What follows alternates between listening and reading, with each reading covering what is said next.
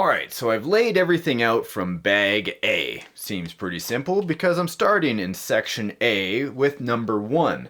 Now, don't go by the numbers on the top of the page to go coinciding with these on the bottom. You're going to kind of have to figure this out as you go, but they do list them. 1, 2, 3, 4, 5.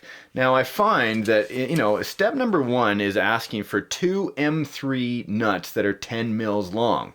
Well, if I'm looking at bag A1 does have those screws. Let's just bust into it. Take those 2 bearings, put them back, but here are the 2 little tiny screws that you need. Dun, dun, dun. Now, I'm imagining that these are a 2mm driver, so I'll use my drivers that I always use, which are the Dynamites. Now, these are actually pretty good bits. None of mine have broken. You get the color wearing off the end on some of them, but that's minor and expected. Yep, 2mm.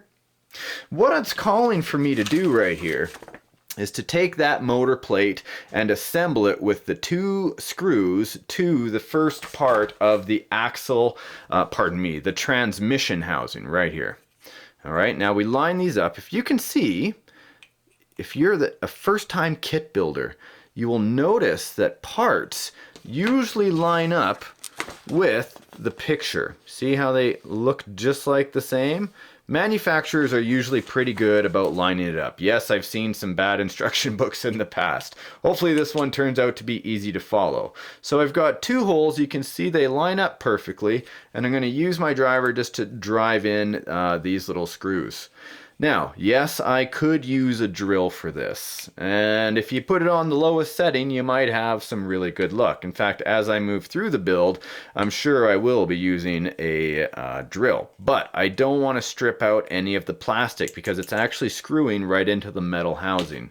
So I'm going to do that on either side. A lot of people ask me, hey, do you want to would I do a kit or would you do an RTR version, which is a ready-to-run version? And it depends. Like I said, a lot of people actually enjoy building RCs more than they actually enjoy running them. But getting an RTR is just simple to go out and have some fun with. I choose to do kits a lot of the time because then I know the parts inside and out. When I see that there is something wrong with my RC, I already kind of know the general area and what might have failed. With an RTR, a lot of folks usually get a little intimidated and a little scared and they don't know where to start because they didn't actually build it themselves. So that's a bonus. So this basically is step 1, completed. Boom, done. So I'm just going to put that off to the side. Step 2 is asking me for some black grease.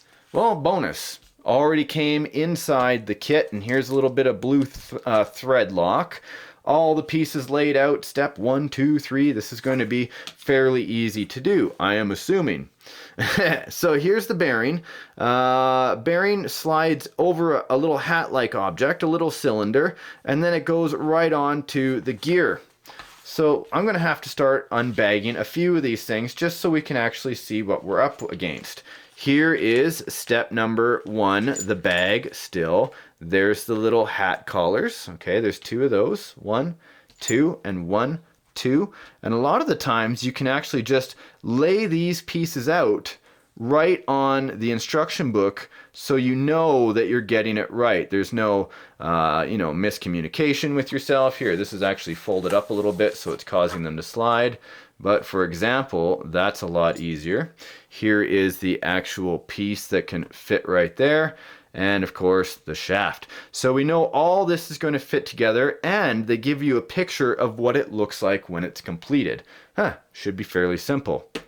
Let's see how this goes. I love when I say it should be fairly simple and then it's not, which has happened several times in the past to me.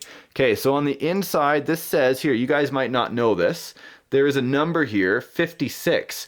Normally on a gear, when you see a number right there, it's indicating how many teeth are on the gear. All right, sometimes it's indicating pitch of the teeth, but, depends on what you're working with. So just following along with what the picture is showing. Bump, bump, bump, just like that. There's one side. I've got a little ridged side poking out. And then on the other side, I'm just going to follow along just like it tells me to, following the direction And that's what it should look like. Problem solved. One thing I didn't do, what did you guys see me not do? Dun, dun, dun. Make sure to follow along and you know what you're doing so everything is working right when you get it done. So a little bit of black grease. I don't need to cut the end open. I don't need to slather it on there, just a little bit. 1, 2, 3 on all 4 equal sides. Put that back together. Put this back in place. Kind of move it back and forth, lube up that shaft. And done. There, done. Now, next page. This is why you guys don't have to be intimidated by kits. If you have a general idea of what's going on, you can always work your way through it. Just follow it systematically. Okay, so bag A2. Looks like it has what I need in the bag. Yeah, I'm going to need some C-clips. Are they in there? Indeed it is. There's a C-clip. There's a little tiny washer, so I want to make sure I don't lose it. And it also looks like I have a drive pin in there. Now, some folks that are new to the show might not know what a drive pin is, so I'll cover that in a moment. Just get these parts undone and in front of us. All in real time. I wonder how many of you are actually building your Vaterra Ascender with me right now. Post down below if you are. So, this being done, I'm going to move this off to the side temporarily so we can focus on what's at hand. 2 bearings. Bump, bump. Looks like a pinion gear, which I don't need right now. I'll need that over here, so I'll just lay that on the piece. The drive pin. See in the end of this pinion type of gear, it has a 19 tooth, that there's a slot. Well, this tiny little fella is a drive pin. Now, if you guys are working on a concrete floor, make sure you put down some sort of rug or something, because if you drop this little fella, it might roll away on you. Now, that drive pin is going to end up going on this shaft, so we'll just leave that right there. This is asking me in step number 1 to put some thread lock onto this post. It's a threaded post. You guys might not be able to see that.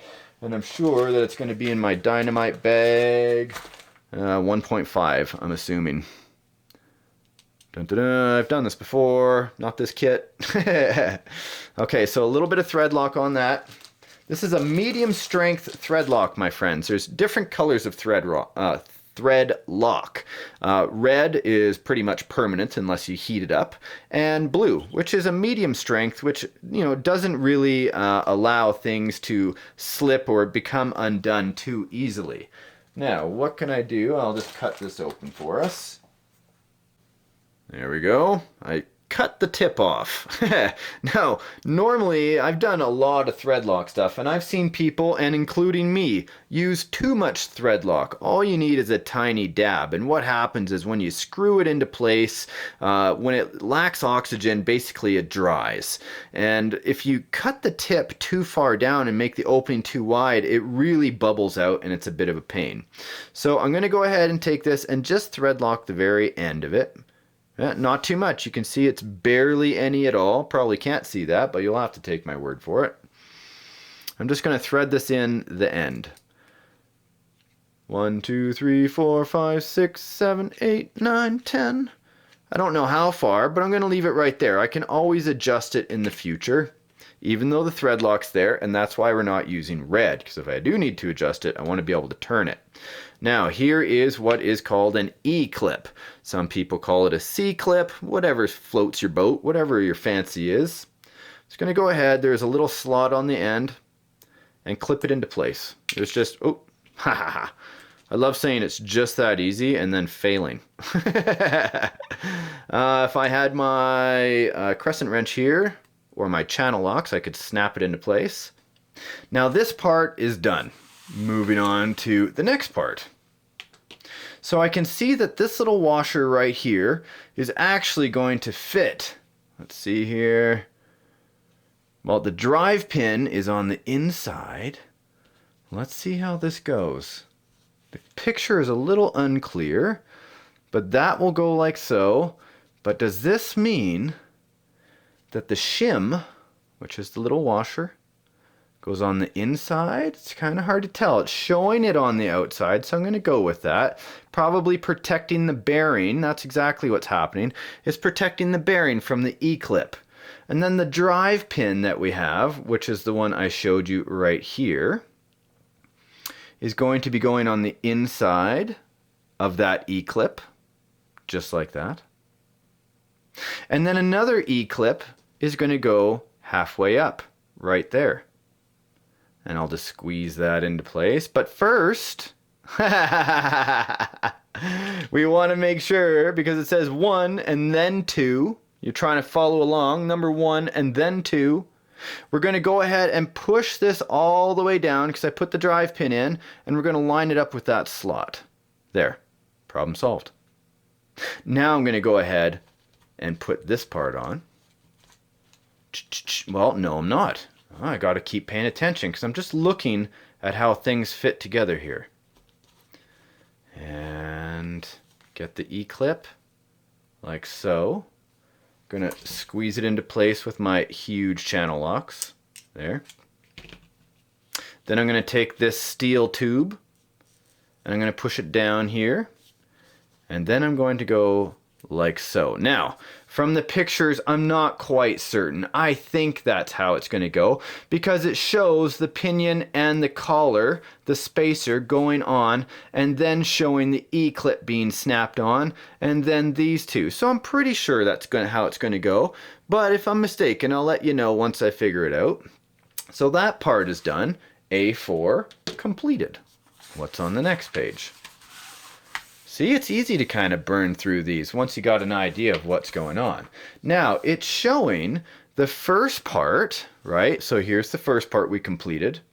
It's also showing the second part, which I can see from the photo or the drawn picture that we did assemble it correctly. Sometimes if I'm not on camera, I'll just flip through the book to make sure I've got everything done right. Right? And then with that one, the big gear, and it looks like we have one more to build. Is that correct? It is. And it's going to be bag A3. I also see that this little tiny black sticker right here, kind of a pad, is going to go on top. Now, what's a step number 1? Well, step number 1 is telling me to take the large piece that we built in step number 1 and slide it into the transmission housing. So let's have a look here. So if this is faced up like this, which is exactly how the picture shows us, I'm going to be able to put this into the center shaft area right in the middle. There's a hole for the bearing to fit into, just like that. Now, second step is showing me something that's in bag number A3. And it's this little fella, this little shaft right here. This is also showing me that it's going to be going in into the housing down here, I believe, but I'm going to have to figure that out. I really am unsure yet what's going on, so I'll just inspect it a little bit further. Step number 1. Step number 2 is going to have the collar going this way, so we'll just leave that there for the moment. Step number 3 is showing us a new built piece which comes in bag A3. Yep, that's correct. And just from the pictures I see that are assembled there, let's move this out of the way, get all these pieces out. 1, 2, 3. There we go. 2 little collars. Looks like we have 2 little bearings. 2 screws that are about 25 mils and 2 screws that are about 20 mils. And this steely looking shaft. So if I look at this properly, I see that in the picture I line it up. I'm going to go ahead and put the bearing in there like it shows me.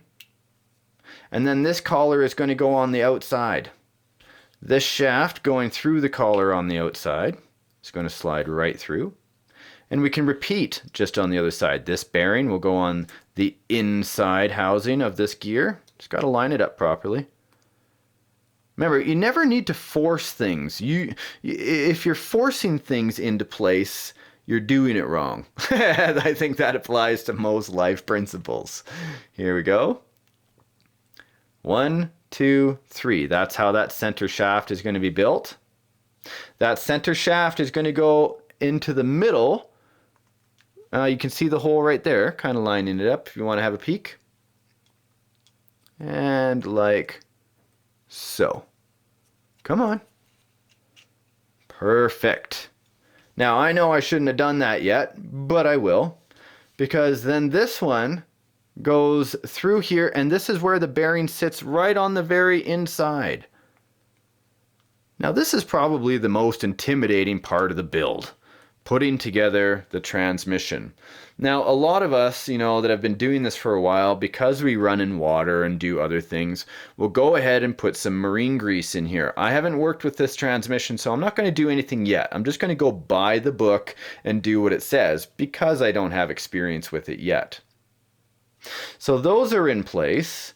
Number 2, I want to see where that shaft, this little fella right here, is supposed to go down here, but it's a little bit unclear on how to do it, even though it was the second step. Yes, I know I'm in the wrong.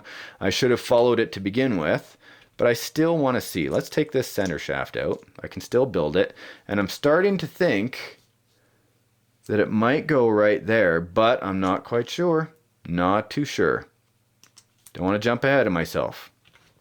So those pieces are done, plus it's showing this little pad goes on top. So let's put the pad in place. Like so. Ta-da! Trying to make it centered. Does it cover the holes up there? I don't know. But that's the way it shows in the book. Okay, so it might need a little finagling, no big deal. Figuring out where this goes. So 28 shows it still. It shows it in such a weird spot, eh? Going into where? That's okay. When I look in the next picture, I see it does go right there. And by following the actual instruction book, it goes like so. So that's why it would have been the second part for you to do, because it just makes sense. Going to go ahead, rethread that right into place. Come on. Get in there. Oh, it's backwards. That's why. Hey, it's not fitting, medic. You know why? Because it's backwards. And plus, you're supposed to do all these in order. But I still have a really good mesh point. Do I get it going through on the other side? I do. When I spin it, everything looks pretty good and smooth. I still might put a little bit of grease in there just for the hell of it. Now let me move this out of the way so I can follow the instructions properly. 1, 2, 3. There's that fella. He's sitting in there nicely. Here comes this one. Take this one out because that's the third step. Bearing's still stuck in the housing. Just like that. Ah, I'm liking this. This is why. I had it in there wrong to begin with. So it's inside. That gear is working perfectly. This one goes like so. And through the transmission housing. Perfect. Look at that. That's just a beautiful looking transmission. Now that I'm confirming that everything is in place correctly, which I believe it is, yeah, then I'll go ahead on to the next step, and I can see that it's time to attach the back. So, what am I going to do for lubricant here? Do I have some 3-in-1 oil just to make sure it's got lots of... Here we go. A little bit of lube goes a long way in these things. There we are. Plus it helps keep your bearings going smoothly. Move this, line everything up. And once you get everything lined up, it should slide into place.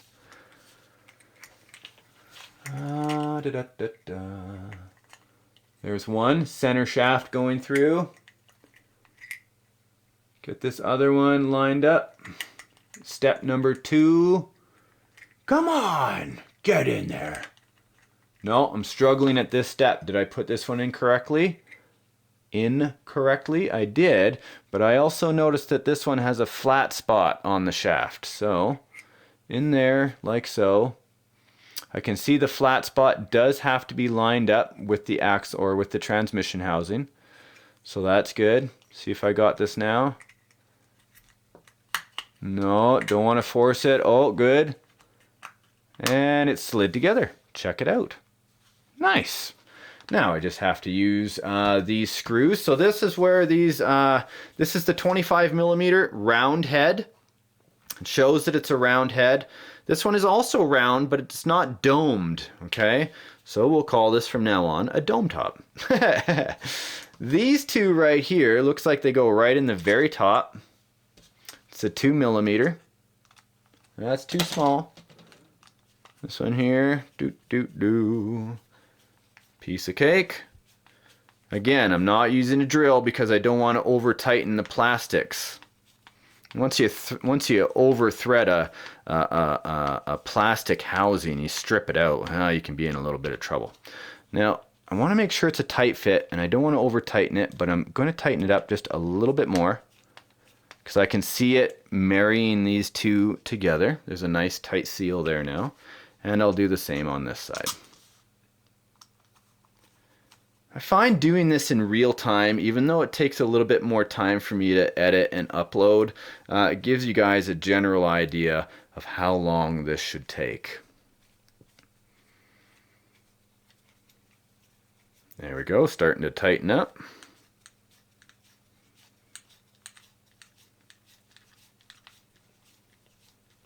And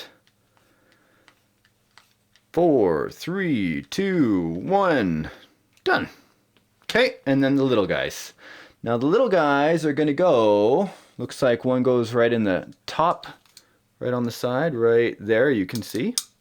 Slides most of the way in. That's going to be the 1.5 mil. Oh yeah, that's easy to turn.